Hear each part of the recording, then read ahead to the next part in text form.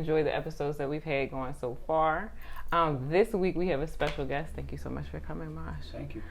So in our usual Lotus Jawn fashion, I don't want to, I guess, say too much, but I feel like this episode is going to be super duper powerful for all of those Jawns out there who are looking to protect themselves and those most important to them.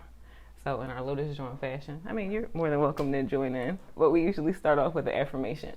I think I'll just task you with saying like a unified. Let's do it. You know, I'm a powerful Jawn, and so are you. All right. Ready? Yeah. All right. 1, 2, 3. Okay. Positive deep breath.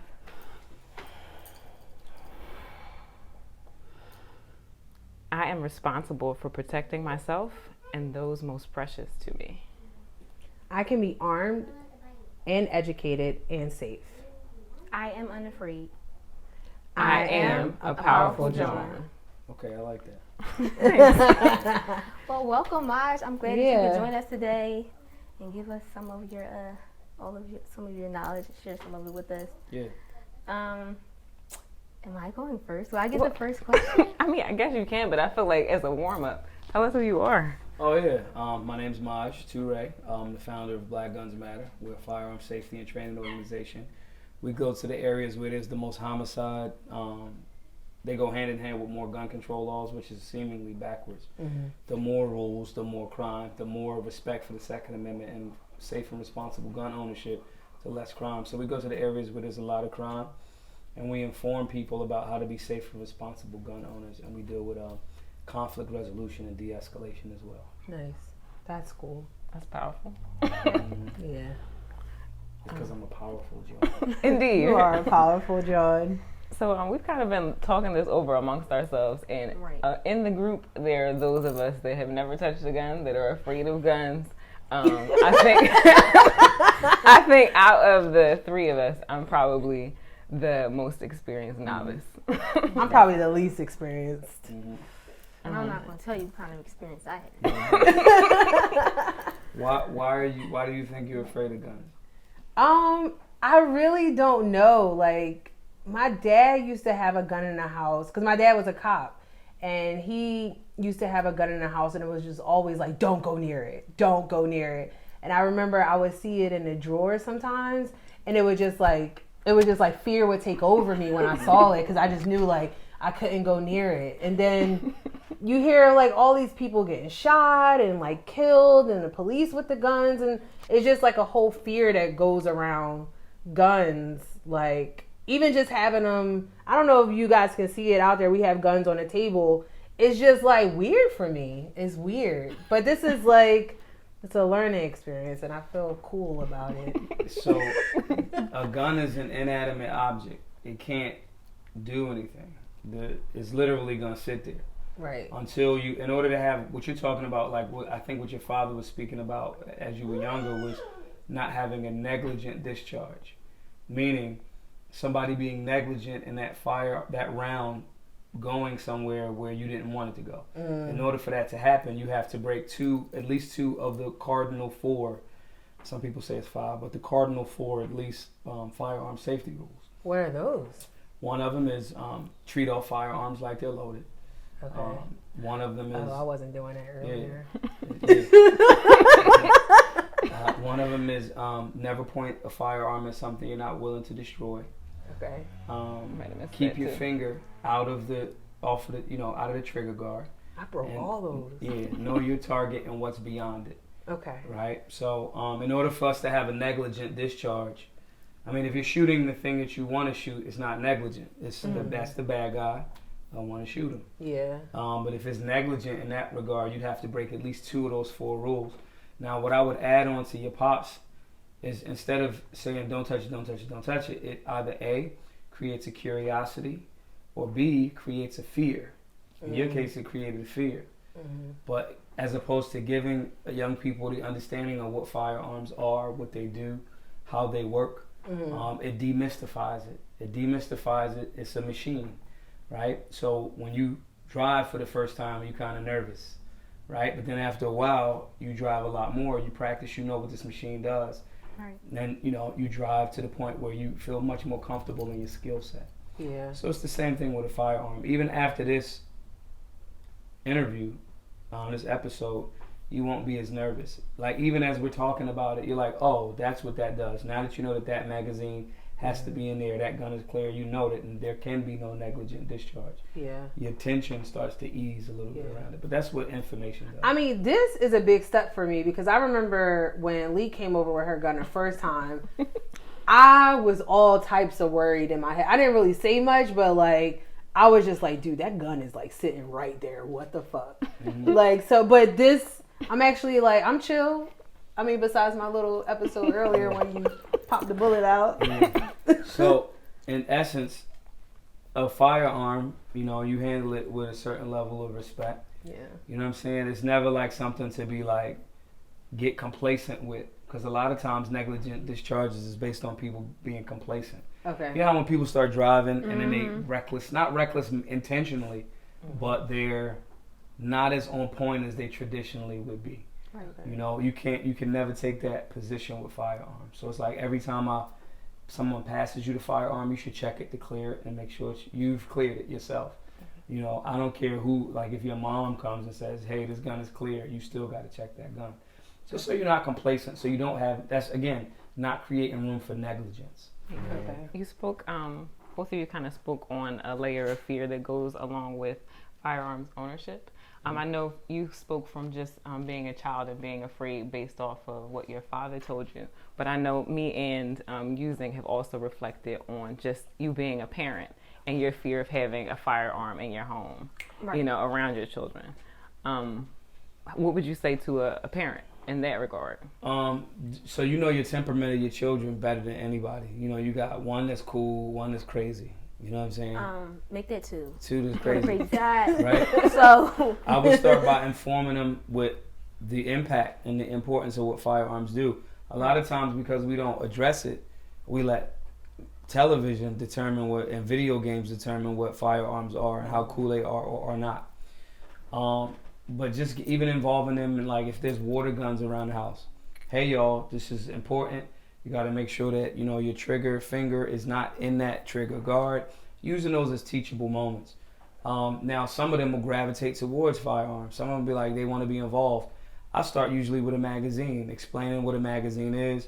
It holds the rounds and the basic anatomy. That's a lot. Yeah, you know what I mean? And it seems like a lot in the beginning, but then, again, the driving analogy. In the beginning, you're like, okay, I got to keep the brakes B before G. I got to steer. The left turn signal is this way, the right turn signal is this way. In the beginning, it seems like it's a lot of information, but then it becomes seamless when you break it down part by part. So with young people, I would not tell them guns are bad, get away from guns, don't, whatever. It's you're responsible if you come across a firearm to be safe and responsible. And here's some of the things, you know, you tell a young person, don't touch it, get an adult, so forth and so on. Not even just going into firearm safety or the anatomy of it. Yeah. You just sometimes what if they're at a park and somebody dropped the gun? They need to know what not to do, you know? So those are some of the steps. And then as their temperament becomes more of, hey, I'm interested and you want them to be involved, especially as a gun owner, you tell them, you know, what the rules are. You tell them, you know, you're not allowed to touch this if I'm not in your presence. And bigger than anything, your firearm should not be your dad leaving that firearm in a drawer. Nah, that needs to be locked up. Right now, you know, biometric safes are very inexpensive. Regular safes are very inexpensive. Just putting the firearm in a place where young people that are not trained outside of your supervision do not have access to it.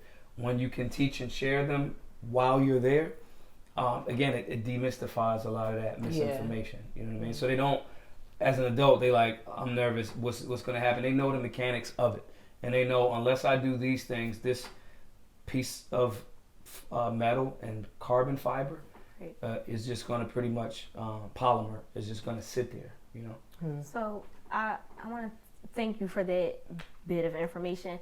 So I want to say I have done the complete opposite in like giving my children any information on guns. They're not allowed to use them. We don't have them in my house. If there's a video game with them, they're not allowed to play it. So I'm starting to realize that maybe that might not be the right way to go about things. It's not. But like you said, giving them the education on what to do and what not to do is important.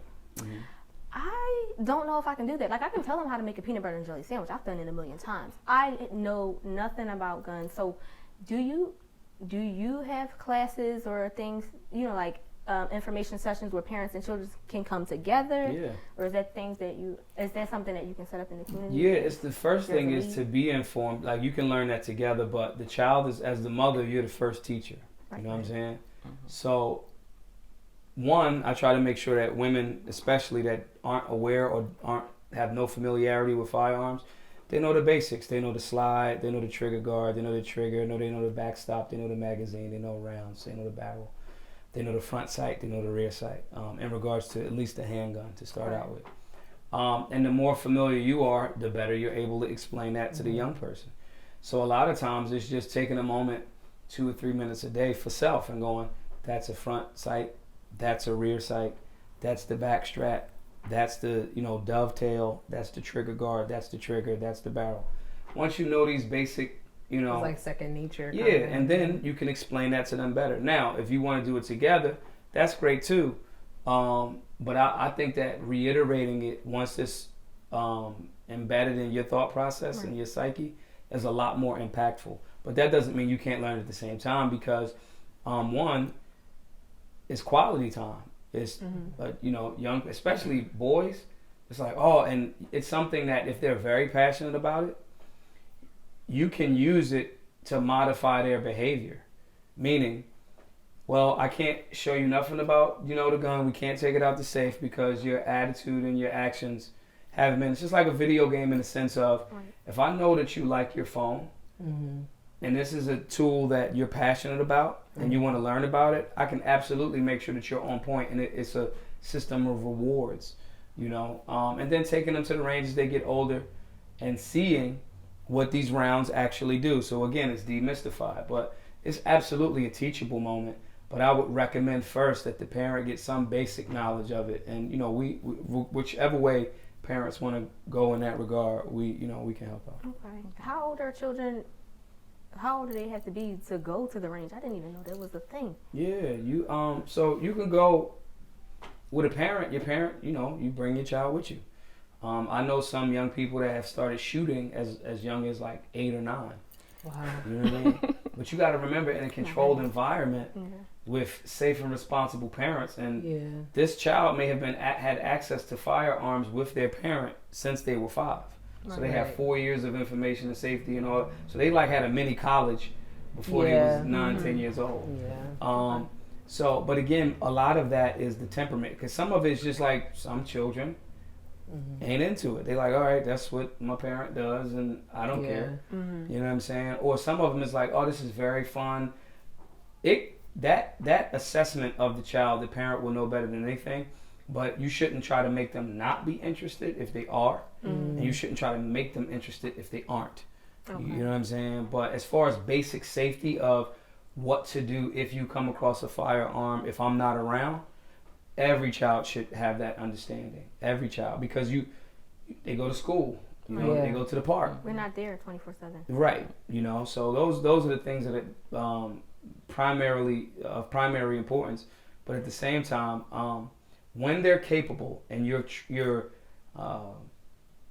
confident in their ability to be safe and listen to your direction and their temperament, and they're passionate about it or are showing interest in it, absolutely take them to the range. Because one, I could talk to you about that firearm all day, but now you got to hear the sound. You got to know what that sounds like. The challenge of them. Crazy too. Yeah, them seeing with guidance, them seeing, I lined the sights, I pulled the trigger, that round went through that paper, I did it right. Then it can be another success. I did something right. It deals with concentration. It deals with breath control. It deals with sight alignment, hand-eye coordination, all of that. And it can be outside. There's young people that have had their entire colleges paid for from the shooting sports, from like target practice and training and hitting cans and hitting targets and all that other good stuff. The most dominant Olympian in American history is a woman. She's a shooter. Wow. You know, and so they don't talk about her Powerful much in the Jawn. shooting. Yeah, she's a powerful Jawn. Yeah. You know what I'm saying? But yeah, it's something. It's not like just we're getting this to teach our children how to be killers. Mm-hmm. Firearms are for investment. You know, if you have a Tommy gun that you bought years ago, you might be able to sell it for $40,000 or $50,000 now. Wow. You know, antique firearms, plinking, shooting clays. You know, like when they like pull, when you shoot with the shotgun and shoot the clay thing in the air. Oh, I've seen that before. It's sports, it's hunting, it's all of these different areas of the shooting sports. But the basic foundation of all of it is always going to be safety. Safety. Wow. It's interesting. I feel like you touched on a lot of different things. And I was like thinking about you talking about your experience, you know, with your children and just being a little resistant to even talking about a gun, even if it's a toy gun, water gun in the house. And even you also mentioned about having a fire in the house. When I think about my own childhood, my uncle was a police officer. He used to put his gun on top of the china cabinet when he came in the house. You know, and I'm like, that wasn't the most responsible thing. And for the most part, I feel like most brown people that I talk to, it's the same kind of story. There was one family member that had a gun, put it in a drawer on top of the china cabinet, said, don't touch it. If you see it, don't touch it. I'm going to beat you behind if I see you looking at it too close. So I feel like there was an innate built-in kind of fear, even for myself, when I think about my own choice to purchase a firearm. I feel like the work that you're doing is pretty profound, because even listening to you talk, I can hear like the layers of my own growth. Because I started off from a place of files like, oh, I don't know if I want to do that. Or even remembering, you know, my mom saying, no, we will not have toy guns in the house, you know, don't even think about it. To kind of get into a point where I realized as a woman, in order to protect myself, because of the line of work that I've been in, it's like, listen, if I've worked with, you know, criminals, or if I've worked in a, you know, a touchy environment, or if I work at night, how do I protect myself? So I've kind of taken that leap, you know, even in the beginning of being afraid to carry the gun with me, at least knowing that I had one. But to kind of hear you just talk about how our mind frame as brown people, you know, is around firearm ownership now, it makes me kind of want to ask you more questions, because I have done my research a little bit on your organization about the historical significance of gun ownership in the black community. Because I know that was one thing that spiraled BGM. Yeah, we have black people, melanated beings in America, have a rich and strong tradition of firearms ownership, especially in the South. When you talk about gun control is extremely racist. The original rules, at a certain point, all of America was constitutional carry, which means you can have a gun, you can conceal it, you can carry it open, whatever you choose. The initial rules were created to stop black people from having the means to defend themselves. They did not want black people to have firearms to protect their life.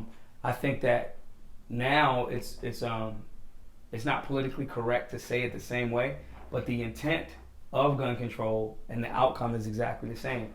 Most people that are caught up in gun cases, not that shot somebody or robbed somebody per se, but just having a firearm, black and brown people are historically more impacted by that negatively than any other ethnic background.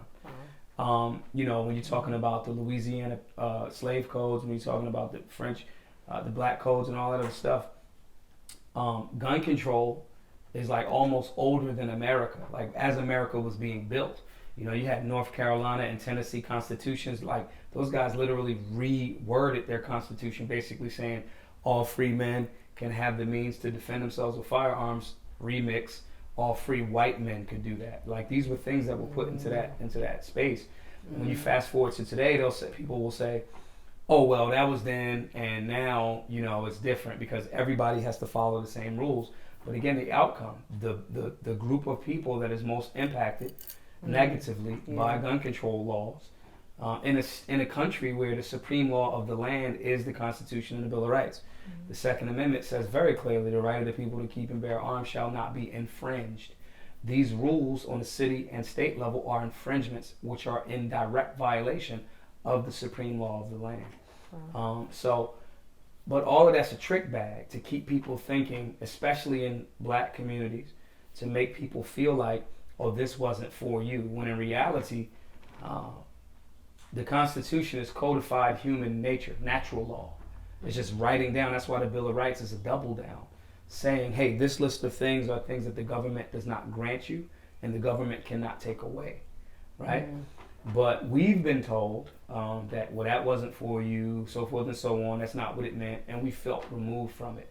You couple that up with the feeling of, don't touch that, and no information around it, you feel separated and removed from it. Yeah. Our work is to make sure that the people that feel something intrinsically wrong with that are doing things to be in alignment with the human and natural right to protect their life with the most effective tool. Currently, that's a firearm. If in 50 years it's laser guns, then that's an arm. You're arming yourself, right? But right now it's firearms. So when you say all gun control is racist, it's not like a cute T-shirt. It's like factual, When you talk about the first federal gun grab, which was the massacre at Wounded Knee, indigenous people, Native Americans to this land, the government told them, hey guys, bring your guns. They took their guns and they murdered them. Oh, wow. You know what I mean? So free men and women own guns. Like if you have, like let's say, COVID started, right? And let's say if it really turned into the zombie apocalypse, and everybody, all of the Lotus Jawns had like food right. and like supplies and medical stuff and all of that, right? But nobody had a gun. You guys were just like collecting supplies for me and my friends to come take them from you. You have no way of defending the things that you have. You know what I'm saying? Thank goodness for Lee. Right. I got your back, boo. You know what I'm saying? And so it's just a different way of looking at it. It's like, it's for protection, it's for hunting, because at a certain point, what if the lights go out? And what if we gotta if you still in the meat eating, what if you gotta shoot a deer in Fairmount Park? You know what I'm saying? And then you gotta take him I'm just out. gonna eat tomatoes and carrots and stuff, some lettuce. You say that now. I gotta taste for some chicken. Right. And so it's just from a historical reference point, gun control was literally, not figuratively, not like saying it sarcastically, literally gun control in America was started to make sure that black people did not have, or melanated beings, because at one point Native Americans were black, or all of us was grouped as Negro, whatever. However, it was deliberately designed to make sure that melanated beings did not have the means to defend their life. And I don't care if that's what y'all meant back then. That don't have nothing to do with me now. Yeah. You know what I'm saying? Well, I have the means to defend my life, and the supreme law of the land is the Constitution. And until that changes, I'm gonna be strapped. Word. Yeah. So with that being said, so what if we don't have the means and we want to get the means? What is the first step to doing that? To purchasing a firearm? Well, so if somebody's watching this video and they're like, oh, they're feeling like, man, I can do this. Like, what do they do first? Do they go and buy the gun first? No. And only because you go to a rental range. Rental ranges have a bunch of different types of firearms. Okay. So some people in here may have flat feet, some people may have high arches, some people may have large feet, some people may have short feet, whatever. Your hands are the same way. So a gun that might fit good for you and the way that you dress and what you feel and what you're comfortable with, especially as women, you may not want to wear hoodies all the time and jeans like me, or long t-shirts. You know what I mean? You might, I may want a subcompact, something that's smaller and much easier to conceal, right? So you got to go, okay, how do I shoot with that as well? So you go to a rental range, you try, you tell, most ranges are pretty cool. And you say, hey, I'm a first time, I'm not a gun owner. I'm learning. I want to try a few different firearms out. Yeah. Most of the women and men behind the counter at the ranges are very, oh man, you don't know anything? Cool. I'll help you out. Cool. And then you shoot things and you see what feels best for your hand. No different than when you're trying on shoes. It's like, what feels best to me? This one's a little tight. It's too narrow. This one, my fingers aren't long enough, or this one's too big for my hands, or too small, or whatever. So what you're saying is, don't buy a gun the same way that I might buy a cute pair of high heels. Like, ooh, these Jawns would look really nice with this outfit I got. I don't care if it pinch my pinky toe. I'm still gonna buy them. No, you can, because you'll shoot different guns. Because it also depends on, this one may be for, I just like the way this one looks. I have Desert Eagles That's not a practical gun. It's a 50 caliber handgun, you know. So it's like, all right, that's a safe baby. That's something that I just had. Does 50 cool. caliber means it holds 50 bullets? No, 50 caliber means the diameter of the barrel. So if a 22, that barrel is this big, a 9 is this big, a 50, the barrel size that bullet goes through. So that's a big bullet then. Pause.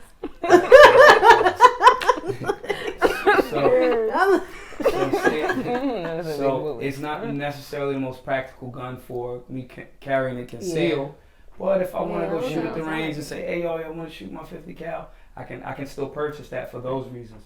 But for concealed carry and personal defense, that may not be the best option. Right. So you got to know, one, what fits best for you, and two, what am I using this particular firearm for? So let's say if you wanted a rifle for home defense, maybe you want to get a short barrel rifle, because if you're defending your house, houses have hallways, and if you're managing around hallways, having a long barrel may not be the same thing. That's some movie shit. Yeah. So it just depends on, you know, if you're talking about conceal and for your handgun, you know, see what you shoot best with and what feels comfortable for you. You have to like it.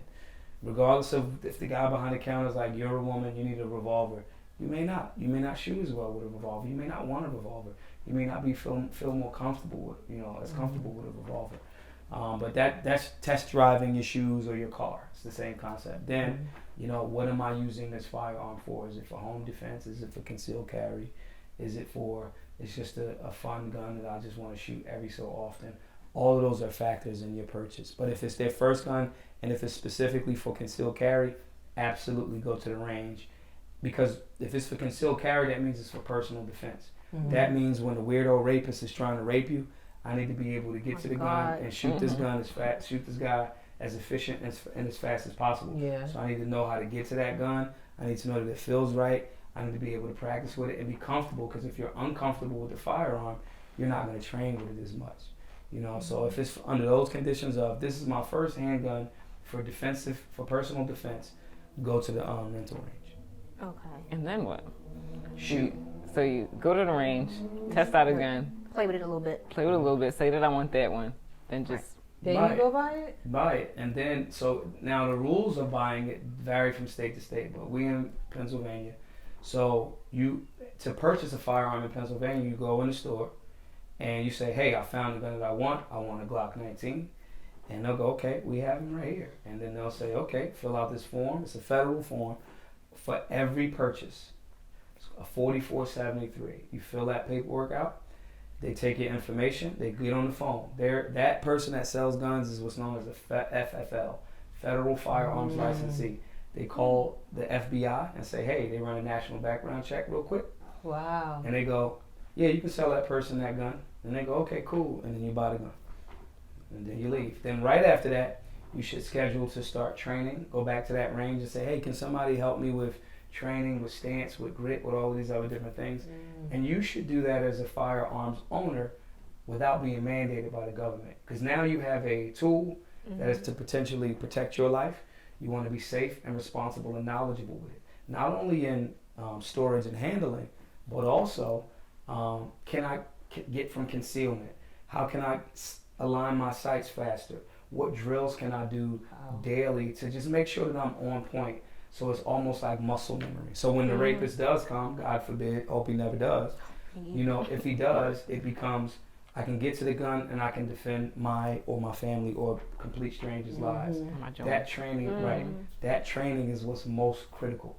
And that's stuff that you can do at home, just dry practice, getting to my gun from concealment, lining up the sights, practicing, all those different things. That doesn't cost you anything. That's one thing I think about a lot when you hear of like young kids getting shot in the hood and stuff like that. It's like, I always wonder, I'm like, do these people know how to shoot their guns? Like, how are you shooting little kids? Yeah, generally most people don't know how to aim. They don't deal with recoil management. And if you're a safe and responsible gun owner, I'm probably not gonna be shooting at somebody in an open air environment. Right, yeah. You know what I'm saying? Those are the people that just got a gun and they say, I got it, and they don't train. When you start to like go to the gym or box, right? You start to be aware of the things that you can do that the general public can't. And you actually start walking away from things a lot more. I usually carry a gun on me with at least 31 rounds. You know what I'm saying? So it becomes, I have 30 rounds for anybody doing something stupid. A round is one bullet. One bullet. Okay. Right? So this magazine holds 15. This magazine holds 30.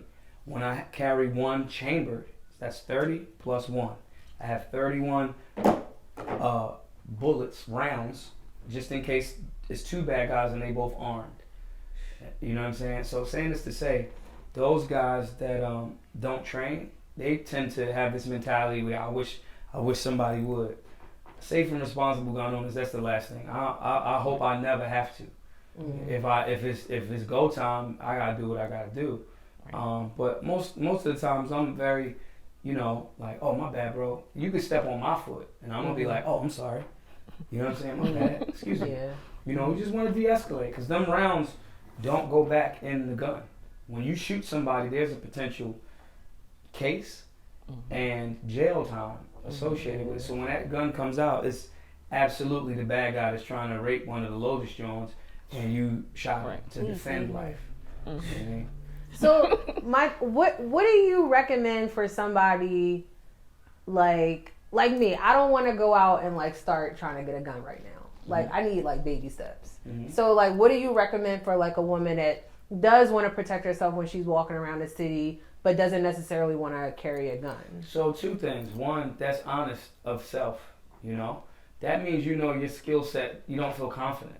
Yeah. You know what I'm saying? You're like, I know I can't. Like, I'm not ready. Yeah. Simple things before that. There's other non-lethal options that women should absolutely carry. Okay. One is something as simple as a flashlight. You'd be surprised how the art of surprise, like the element of surprise, can get a person. Let's say you're coming out of your car, you're going to the location. You should be on your situational awareness. You should be scanning. Like, how when you're driving, you're looking in your rear view, you're looking in your side views. That's situational awareness, right? Okay.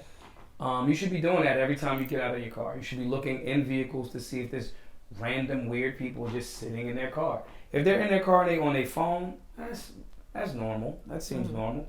But if this dude is just sitting in his car like this, it's gonna look weird. Right. But if you got out of your car and you was in your phone not paying attention, that's one of the first steps, being aware. Second is, you see the weirdo, as soon as you walk past, he gets out of his car. You get, boop, flashlight on him, and it's jarring. It becomes I can't surprise her anymore. Yeah. Right. I saw what you doing. Right. What you doing here? You know what I'm saying? And then if you feel more comfortable with a knife, carry it. If you feel more comfortable with mace or pepper spray, carry it.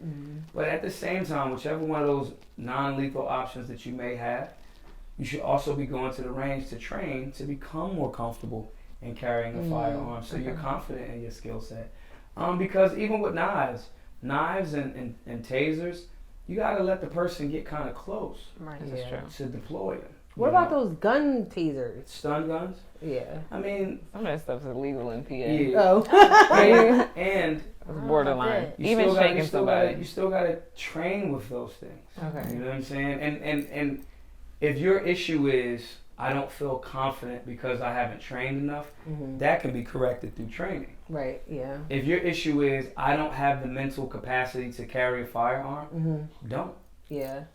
Develop the mental capacity, and until you're confident and say, okay, I know why I have this firearm and the responsibilities that come along with this, you should train to that end. But you absolutely should not be just walking around hoping that people don't do the wrong thing to you. Wow, yeah. You know what I mean? Yeah. And a firearm is the equalizer. It's times where, on average, there's about 3 to 5 million defensive gun usages annually, meaning 3 to 5 million times a year somebody uses a firearm to defend life. Most of them are non-lethal.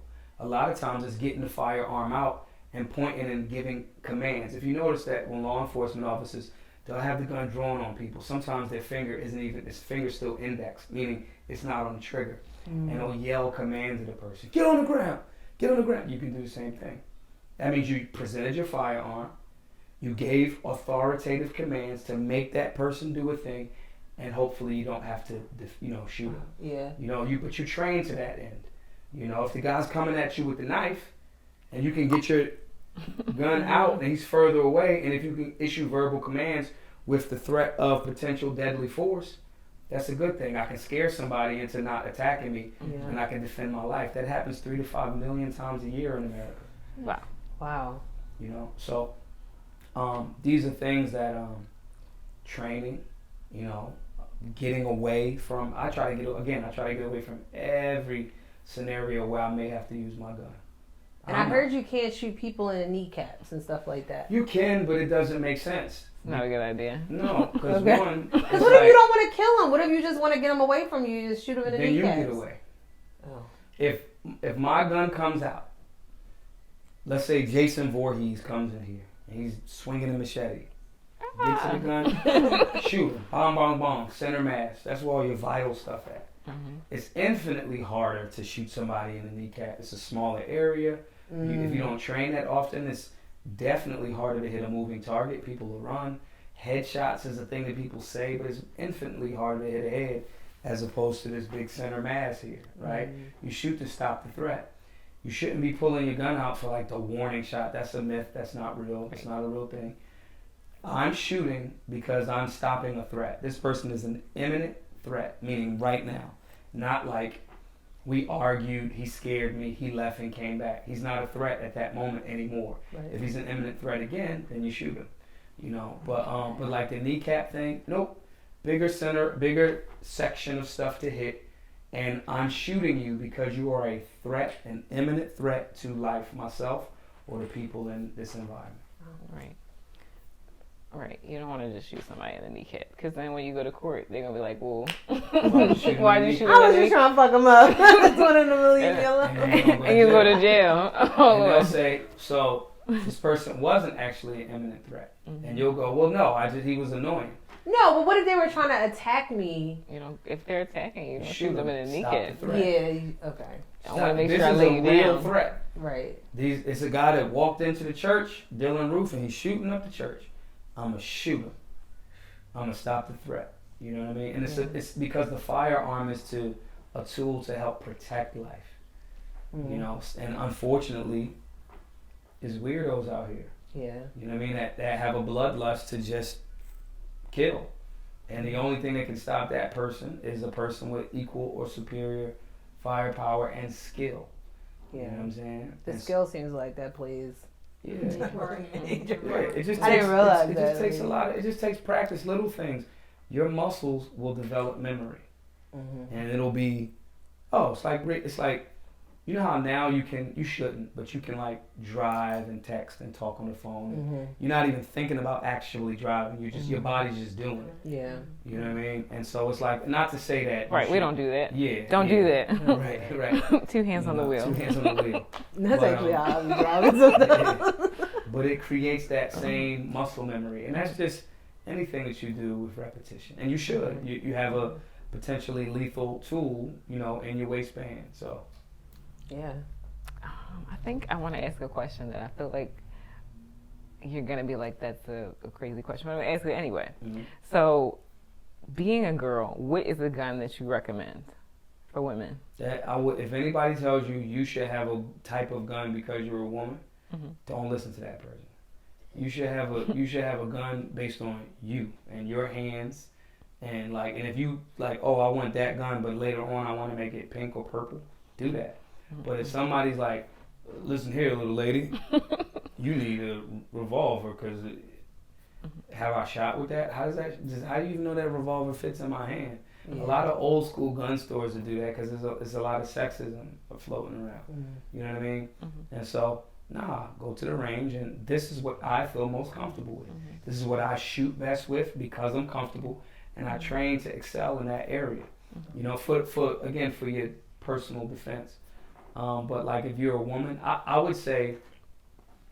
Because I feel like I get clowned for carrying my baby gun. Yeah. You know? It's a little gun. It's so cute though. Right. And it fits in a diaper bag or a Spider-Man backpack if I need to. So here's the thing. Generally, the safest way to carry is on your body, on person. Now, there's purses that companies make that look very, womanly, that have areas for your firearm to be in, and it's not moving around. You know what I'm saying? There's tons of options for clothes that look very feminine and flowy, and it's cute clothes. You don't gotta look like a dude. You know what I mean? I'm a little afraid of the purses because one thing I feel like when I first bought my gun, they said if somebody steals it, you're in trouble. So I'm like, if somebody steals my purse, my gun's in there too. Like, oh no. Leaving your gun in your purse, in your book bag, in your car. Most firearms are stole that way, and that are used in the commission of crimes. So the safest place is to carry on your body. I personally carry concealed. I don't do open carry. It's just not my thing. But no, if somebody it's just because I don't like, me personally, I wouldn't carry a subcompact. But however, let something happen and all I got is a subcompact. Well, I'm not going to use it because it's like, it's too small. No, but again, that's for each person's, thing. For me, I carry generally a Glock 19 because it's a compact without being a subcompact. And it's also not a full size, which makes it a little bit more uncomfortable to carry concealed. I shoot well with it. Glock is a very simple firearm. You know what I mean? It's 4 pieces pretty much to it. It's boringly reliable. So it's in essence, I need to depend on this if the bad guy shows up. I want boring reliability. I want the type of relationship with my gun that I know it's like your wife or your husband. I know exactly what time they're gonna be home. If something, you know what I'm saying? Or if they ain't home, they probably stopped at Curtis's house. You know what I mean? Or they probably over at whatever's house. Like, it's very boring and very predictable. I think that's stability. I think that a toxic relationship with a gun is, I don't know, sometimes this joint shoot, sometimes it don't. And that shouldn't be the gun that you're in a relationship with. You know what I mean? Yeah. So, but again, that for women is what women choose to use for themselves based on tried and proven. I went to the range, I've tried this is what I know that I'm most comfortable with, and train on top of that. Dang it. So powerful, Jawns. Don't listen to the old guy at the gun store. Yes. Pick one that you like. Right. And then paint it pink. Right. Exactly. I'm definitely painting mine pink if I get one. Yeah, you're going to get one. It's too late. You're not even as nervous now. Right. You're like, well, I didn't know that, and that's good. It's what happens. Again, when you first started driving, you was nervous.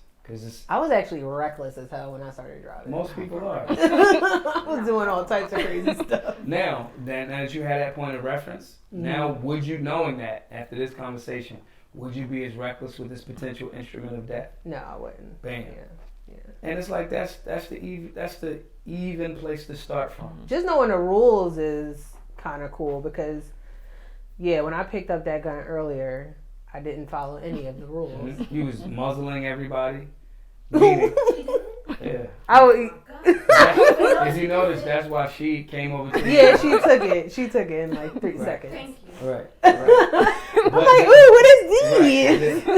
That's muzzling. Okay. Now the gun was already cleared. To be careful, but again, we treat all firearms as if they're armed. Yeah. Right. So for when gun owners see that, we immediately go, oh my God. Even though I know that this gun is clear, we know that, and it's a teachable moment. You know, our job is to not, especially because when we take that firearm out, we generally gonna clear it, right? Now, you not knowing, you gonna pick it up and do all these things, and we still cringe. Because even though we know that firearm is not loaded, right, exactly. I'm like, oh, this one has little lines on it. Like, oh. Right. Yeah, but that's good to know. I do feel a lot. I feel like I learned a lot. Yeah, that's a good thing.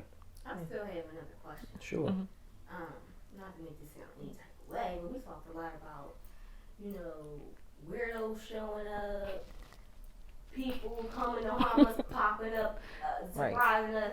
But what if we're minding our business or not minding our business, whatever, and law enforcement shows up? Right. Like, if somebody's popping out, I ain't giving you no goddamn warning. Especially if I know what I'm doing now, because I'm too class. Right?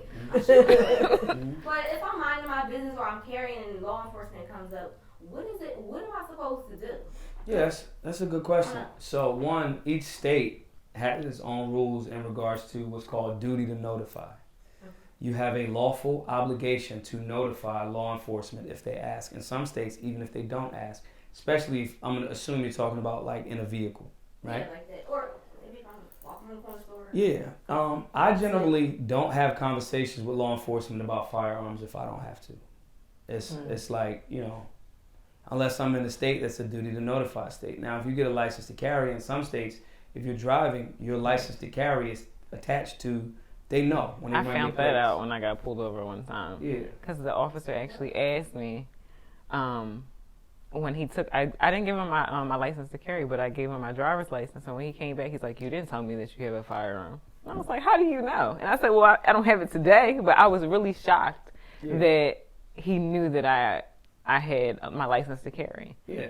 You know? So in certain states, they tie it to your license plate. What is it in PA? Do you have to tell them?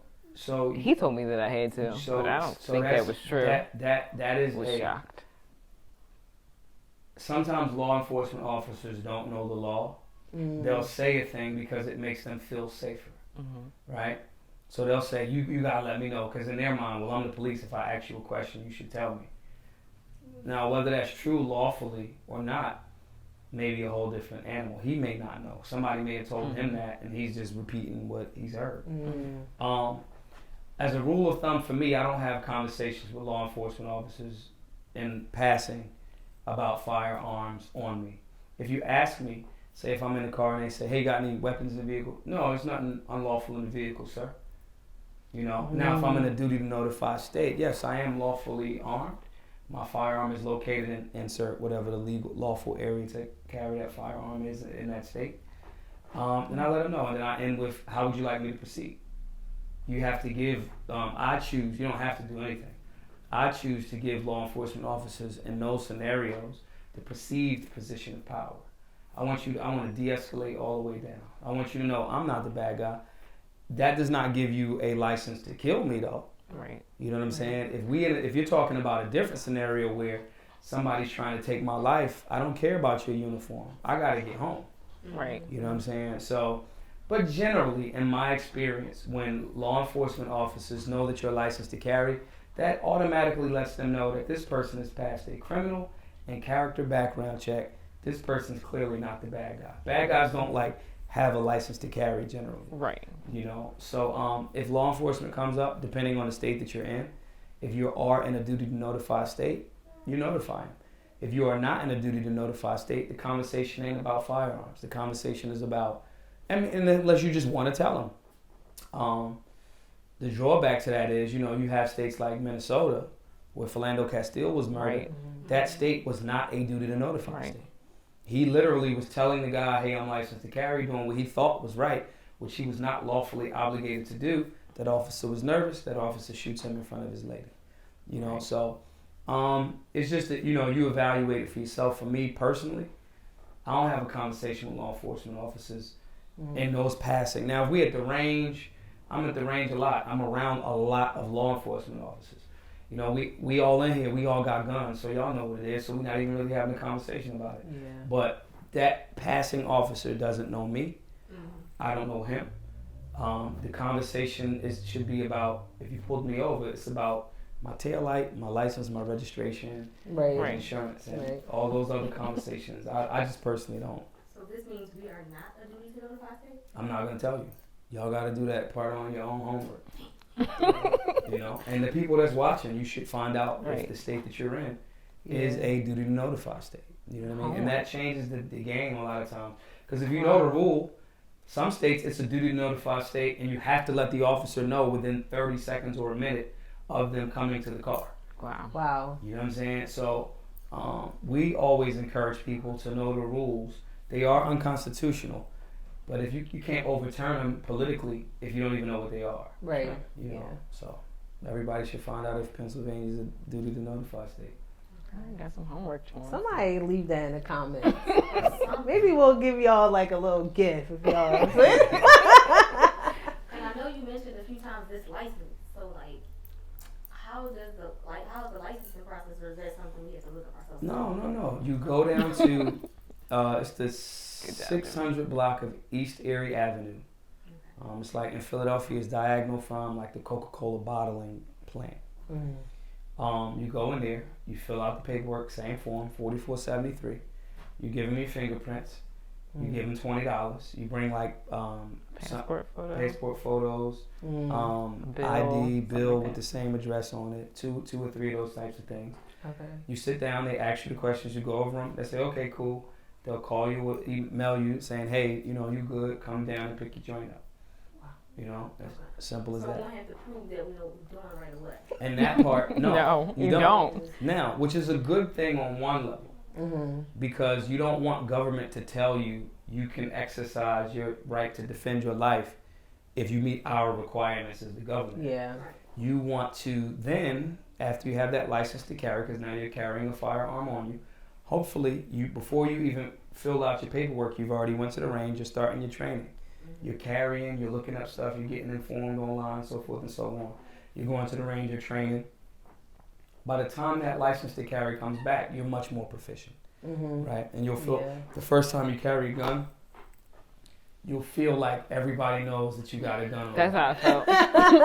And I wasn't sure what to wear. I was like, you can see it, can't you? Right. Let me change my clothes, Right. you know? You'll feel that way. Trying to find like I feel like that was like my biggest struggle even now, trying to find the perfect holster with the perfect outfit. That's why I and then try not to adjust my outfit right, and then you to feel look like suspicious. Then after a while you start recognizing that nobody knows.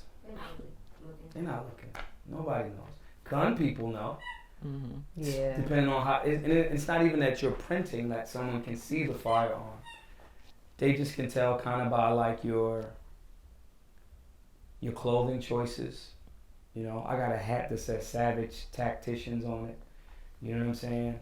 Guys that usually have like flannel shirts on with beards, especially if the bottom part of the shirt is tapered out, you can kind of tell.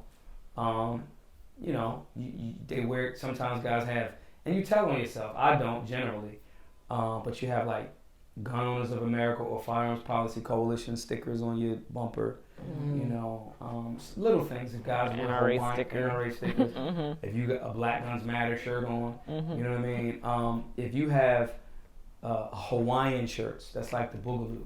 Hawaiian shirt dudes are usually like, you know, gun dudes. So there's things that other gun people will detect, and they usually like, yeah, this person's concealed, that's great. He's making this place safe. But the general public, they have no idea. I go everywhere with a gun. I go on TV with a gun, New York with a gun, with like Walmart with, allegedly. So you're at the Aldi. I got a gun. Painting.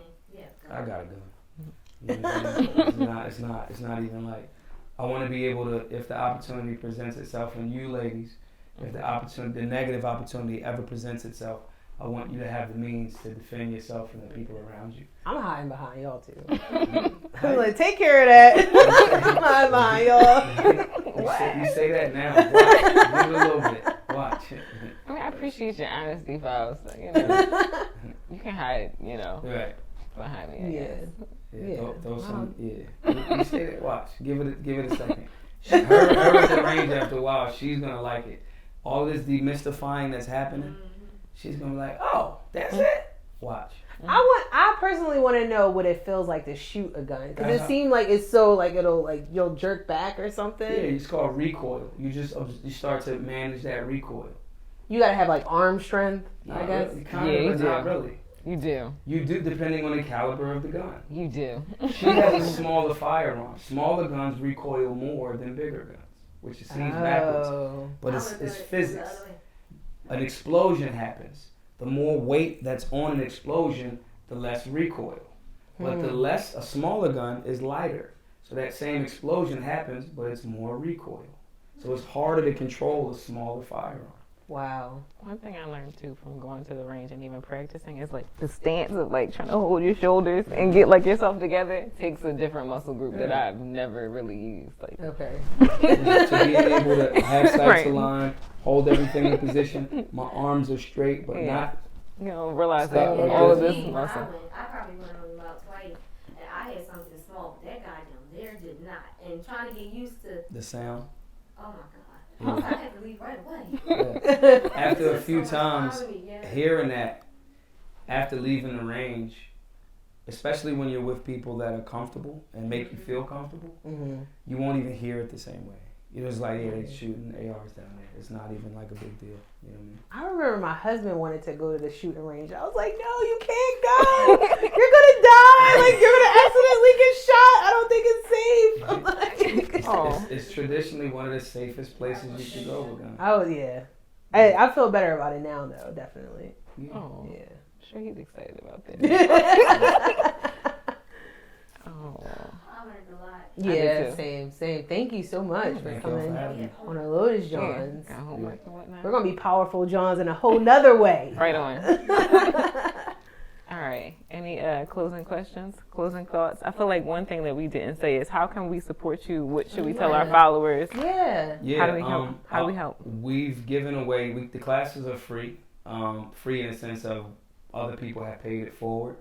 So we've raised about $365,000 to do these classes over the last few years. But it's crowd funded. So if anybody, wants to support that, gofundme.com/Black Guns Matter. Follow us on social media, Maj Toure, MAJTOURE. I'll plug you with all of the instructors, trainers, lawyers I can, muster.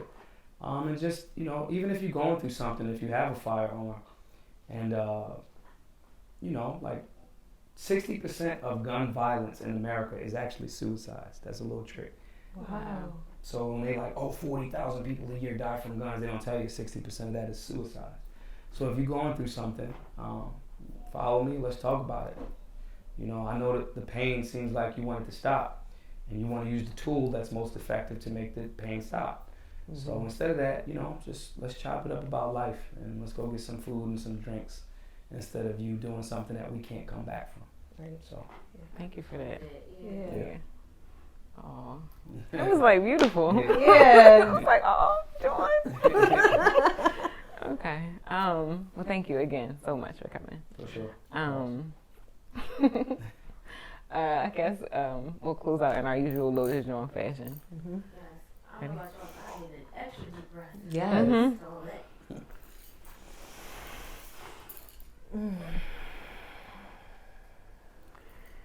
Okay. I am responsible for protecting myself and those most important to me. I can be armed and educated and safe. I am unafraid. I am a powerful Jawn. Yo. Peace. Thanks again, Maj. Thank y'all.